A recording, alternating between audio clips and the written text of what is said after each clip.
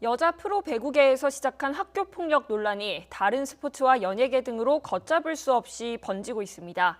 다만 현행법상 학창 시절 가해자들에게 법적 책임을 묻기가 쉽지만은 않은데요. 어떤 이유인지 임성호 기자가 보도합니다.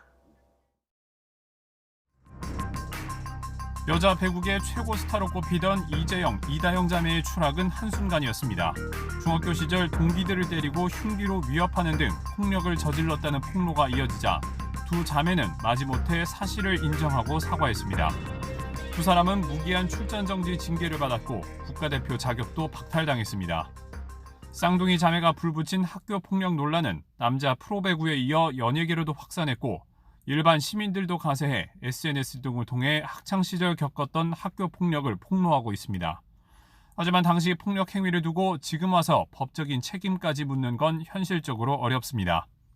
우선 공소시효가 대부분 지났다는 게 가장 결정적입니다. 협박이나 폭행, 모욕죄, 특수상해죄 등 학교 폭력에 적용할 수 있는 혐의들은 공소시효가 5년, 길어야 10년이기 때문입니다. 여기에 만 10세 이상 14세 미만 형사 미성년자는 촉법소년에 해당해 이때 저지른 모든 사건은 공소시효와 관계없이 처벌할 수 없습니다. 본인들도 아세요. 이거에 대해서 어떤 책임을 물을 수 없다라는 거. 그럼에도 불구하고 지금이라도 가해자가 자신의 잘못을 인정했으면 좋겠다. 그 부분을 바래서 사실은 오시는 경우들이 더 많습니다. 예. 이 때문에 현재 벌어지는 학교 폭력에 대해서라도 처벌을 강화해야 한다는 목소리가 힘을 얻고 있습니다. 미성년자 가운데 형사 책임이 면해지거나 감경되는 기준 연령을 낮추고 선고 가능 형량을 20년에서 25년까지 강화하는 등 관련법을 개정하자는 겁니다.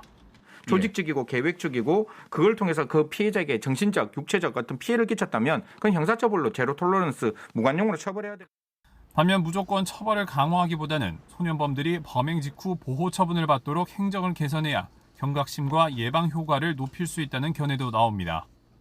학교 폭력에 대한 잇따른 폭로는 과거 일의 법적 책임을 물을 수 있는지를 넘어 미성년자 범죄의 적절한 처우와 관리가 어떠해야 하는지에 대한 사회적 논의를 촉발하고 있습니다.